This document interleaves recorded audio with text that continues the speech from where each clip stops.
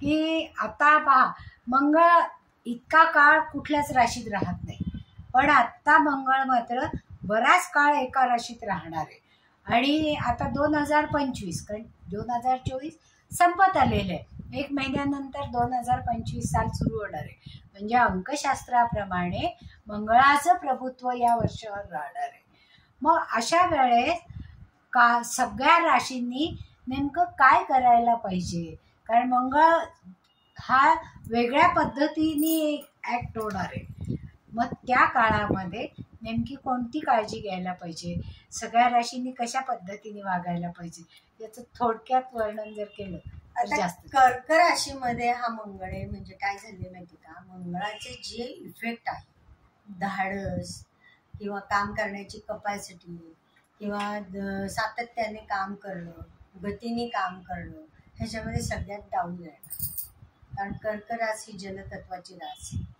तुम्ही जर अग्नी पाण्यात टाकलं तर काय होईल, अग्नी विजतो, पण ती वाफ असते, वाफ निघते की नाही, ती असते, ती उष्णता त्याच्यात असते.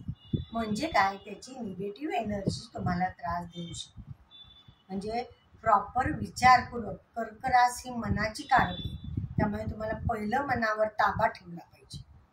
पहिलं निगेटिव्हिटी सगळी काय आहे की फुल कॉन्सन्ट्रेशनने तुम्ही काम केलं पाहिजे. प्रत्येक राशीला कर्क रास कुठे ना कुठेतरी असतेच ना, असणारच.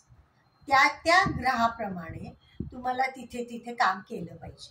आता मेष राशीला चतुर्थात कर्क रास, तिथे तुम्हाला घरामध्ये, म्हणजे स्त्रिया असो पुरुष असो, घरामध्ये काम करतात.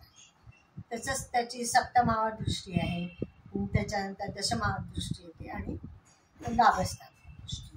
तर ह्या सर्व ठिकाणी तुम्हाला काम जे करायचं आहे, मुख्य म्हणजे दशमावर दृष्टी असल्यामुळे कर्मस्थानावर येते. त्यामुळे काम हे तुम्ही फुल कॉन्सन्ट्रेशननी केलं पाहिजे. पूजस्तंभ आहे, म्हणजे 6 महिने पुढे मागे तो होणार आहे. लक्षात ठेवा, कर्क राशीतनं तो परत वक्री होणार आहे, वक्री होऊन तो मिथुनेत जाणार आहे, मिथुनेतनं तो परत कर्केत येणार आहे. आणि बऱ्याच दिवशी, मला वाटतं 6 जूनला तो, आय थिंक सो, एवढं लक्षात नाहीये, पण तो मार्गी होऊन तो सिंह राशीत नंतर जाणार आहे. पण तोपर्यंत कर्क राशीचीच फळ आहेत ना, पुढे मागे वक्री होणार तरी काय होणार आहे, मिथुनेची आणि कर्केची फळं तुम्हाला मिळणारच आहे. तर ह्या गोष्टी तुम्ही नीट प्रत्येक राशीने लक्षात ठेवलं पाहिजे. कॉन्सन्ट्रेशननी काम करा. मानसिक स्थैर्य, तुम्ही कर्क रास म्हटले की मानसिकता आली, पाणी आलं, भाजणं आहे, कापणं आहे, ह्या गोष्टी आहे. कामा ठिकाणी मशिनरी आहे, तिथे इलेक्ट्रिकचं काम असू शकतं. जरी नसलं तर लाईटिंग तर असतेच ना, लाईट असते सगळीकडे, सगळ्या गोष्टी असतातच ना. तर तिथे काम करताना तुम्हाला नीट काम केलं पाहिजे. तुमचं काम जे आहे त्याच्यामध्ये कॉन्सन्ट्रेशननी करा. चुका होण्याची शक्यता आहे, परत तेच काम करावं लागू शकतं. त्यामुळे ह्या गोष्टी तुम्ही सांभाळा. कुठल्याही गोष्टीमध्ये निगेटिव्ह बोलू नका. कोणतीही रास असू दे, तुम्ही ते बोलू नका, करू नका. ते कधी अंगलट येईल ते सांगता येईल, हे तुम्ही लक्षात ठेवा. जास्तीत जास्त सिंह राशीच्या लोकांनी काय केलं, व्यवस्थानात आहे. लक्षात ठेवा, आजारपण येणं, भांडणं अंगावर येणं, तर ह्या तुम्ही लक्षात घेतलं पाहिजे. नंतर काय आहे, ही राशीप्रमाणे प्रत्येक राशीची थोडी वेगळी फळं येणार आहे, पण जनरल ही फळं आहे. तुम्ही कर्म नीट करा, कॉन्सन्ट्रेशन करा नीट. तुमचे इलेक्ट्रिक वस्तू बिघडण्याची शक्यता आहे, मशिनरी बिघडण्याची शक्यता आहे. तर ह्या वस्तू तुम्ही मेंटेन ठेवा, हो की नाही.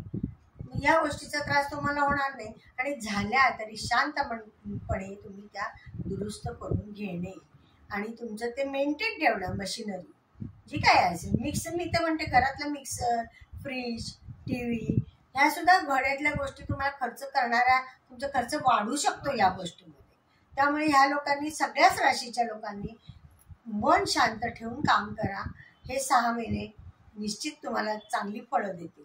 आणि ज्यांचा चंद्र चांगला आहे, आता बघा कर्क राशीत चंद्र पण तिथेच आहे ना, आणि मंगळ पण तिथेच आहे. म्हणजे काय झालं, नीचभंग राजयोग झाला तिथे. म्हणजे कर्क राशीच्या लोकांना निगेटिव्हिटी मधनं काहीतरी चांगलं मिळणार. आलं का लक्षात. त्यामुळे ते झालं. वृश्चिक रास, वृश्चिक रास ही नीच चंद्राची रास आहे. पण कर्केमध्ये जेव्हा तो मंगळ येणार आहे, नॅचरली चंद्र त्यांच्या चंद्राबरोबर येणार आहे ना, चंद्र त्यांच्याच राशीत आहे ना, म्हणजे काय झालं, अन्योन्य योग झाला. इथे पण नीचभंग योग झाला. त्यामुळे त्यांना निगेटिव्हिटी मधनं पॉझिटिव्हिटी मिळणार आहे. त्यामुळे कामं तुम्ही व्यवस्थित करा. आणि सगळ्याच लोकांना थोडाफार त्रास होणारच आहे. असं कर्क राशीची जरी नीचभंग रास असली तरी सुद्धा त्यांना वाईटातनं चांगलं मिळणं हा प्रकार आहे. लक्षात ठेवा, नीचभंग योग म्हणजेच काय, निगेटिव्हिटी मधनं तुम्ही चांगलं काम करता आणि मग तुम्हाला चांगली फळं मिळतात. तर त्या नीचभंग योगाचा हा काम, हा तुमचा रिझल्ट आहे. त्यामुळे ह्या 2 राशींना तर काही काळजी करण्याची गरज नाही. ज्यांचं काय, तुम्ही कर्म सांभाळून करा. सगळ्या राशींना मी हेच सांगते, मानसिकता एकदम परफेक्ट ठेवा. चंद्र तुमचा चांगला ठेवा. म्हणजे काय, ते मगाशी सांगितले मी उपाय. सगळ्याच राशींनी चांदीच्या पेल्यातनं पाणी प्या ना. चंद्रात पाणी ठेवा, दूध ठेवा, केशर ठेवा शुद्ध चंद्रामध्ये. त्याचे उपाय तुम्हाला होते. चांदीच्या ताटामध्ये तुम्ही जेवण करा. नाही तुम्हाला जमलं ना तर माठामध्ये चांदी घालून ठेवा. त्याच्यातनं तुम्हाला चांगले उपाय. पाणी आपोआप पिलं जातं. अगदी भांडच घ्यायला पाहिजे असं नाही. चांदीचं एक कॉईन आहे, त्याच्यात टाकून ठेवा. ती आपोआप ते पाणी सगळेच पिले जातील. सगळ्यांचीच मानसिकता चांगली. आणि म्हणतात आता, पूर्वीची लोक तर करतच होते ना, सोनं, चांदी, तांब हे घालत होते पाण्यामध्ये. तांब्याच्या भांड्यातच त्यांचं पाणी भरलेलं असायचं. नाही तर मग माठामध्ये मातीचं भांड होतं. दोन्ही पॉझिटिव्ह आहे, लक्षात ठेवा. नाही तर पितळेची भांडी होती. पितळेची भांडी सुद्धा शुद्ध धातू आहे. पितळ, चांदी, सोनं तरी कधी कधी त्यांना म्हणतो आपण, कधी हे होतो त्याला शिवतो, पण चांदीला नाही, तांब्याला नाही, पितळेला नाही. हे शुद्ध धातू आहेत. मात्र पितळेला तुम्हाला काळजी घ्यावी लागते. तर ती सगळ्या प्रकारची काळजी घेऊन तुम्ही ती भांडी वापरली तर तुम्हाला त्याचा रिझल्ट चांगला येतो. खूप छान. म्हणजे ही एक्सेप्शनल केस होती की मंगळ आता कुजस्तंभ झाला, म्हणजे 6 महिने तो एका राशीमध्ये. मग तो कधी पुढे जाणार, कधी मागे येणार, राहिलेली कामं करून घेणार. मग अशा काळामध्ये आपण नेमकी काय काळजी घ्यायला पाहिजे हे तुम्ही अगदी उत्तम रीतीने सांगा. काय ना, मागची राहिलेली कामं तर भरपूर करून घेणार. म्हणजे एखादं काय राहिलंय काम पण ते काम झालं नाहीये, म्हणजे एखाद्याचे पैसे यायचे, ते सगळी प्रोसिजर झालेली पण त्यांना ते मिळत नाही. अशा वेळेला ते जेव्हा मंगळ मार्गी होतो ना आणि वक्रीहून मार्गी होतो, इन दॅट काम त्यांची त्यावेळेला होतात. जेव्हा मार्गी होतं तेव्हा तुमच्या हातात ते पैसे पडलेले असतात किंवा ते एखादं काम महत्वाचं होऊन जातं. आता बघा, खूप लोकांची कामं आणली. मंगळ हा जमिनीचा कारक आहे, कळलं का? तर आता इथे जमिनीची कामं ज्यांची पेंडिंग पडली आहे, काही काही कागदपत्र राहिलेली आहेत व्हायची, ती ह्या काळात होण्याची शक्यता आहे. शक्यता आहे म्हटले, होतील याची गॅरंटी नाही. तुम्ही कसं काम करताय त्याच्यावर पण आहे ना, की तुम्ही कुठल्या चांगल्या मनाने केलं पाहिजे. तुमची पॉझिटिव्हिटी राहिली पाहिजे, कामं 100% होतं. खूप छान. म्हणजे तुम्ही इतकं विस्तृत विश्लेषण केलेलं आहे की सगळ्या राशींबद्दल, मंगळाबद्दल, म्हणजे कुठलीच शंका कुठल्या राशीबद्दल राहिलेली नाहीये. आज आम्ही बोलवलं, तुम्ही आमच्या मान ठेवून आलात आमच्या चॅनलवर आणि इतकी छान माहिती दिली, त्याबद्दल धन्यवाद. पुन्हा बोलव. खूप आनंद झाला. कारण एक तर काय माहिती काय, हे भविष्य सांगणं इतकं सोपं नाहीये आणि एवढ्या लोकांसमोर सांगायचं असतं. मी अर्थात लिहिण्याची प्रॅक्टिस आहे, बोलायची अर्थात डोक्यात असल्याशिवाय बोललं जात नाही, हे तितकंच खरंय. पण मलाही आनंद झाला लोकांसमोर येण्याचा. खूप छान वाटलं मला पण, आणि मी इथे आले त्याचा मलाही स्वतःला खूप आनंद आहे. धन्यवाद मॅडम. धन्यवाद. आणि प्रत्यक्ष त्यांचं भविष्य तुम्ही सगळ्या मासिकांमधनं वाचता किंवा पेपरमधून वाचता, पण त्यांच्या तोंडून ऐकणं हा एक वेगळा आनंद आहे आणि तो तुम्हाला द्यायचा होता. म्हणूनच आपण त्यांना आपल्या चॅनलवर आमंत्रित केलं.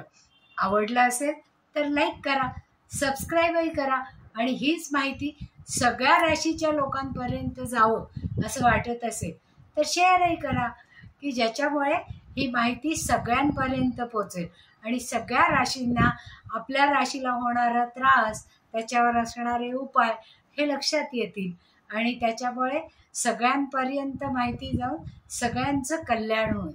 शुभम भवतु.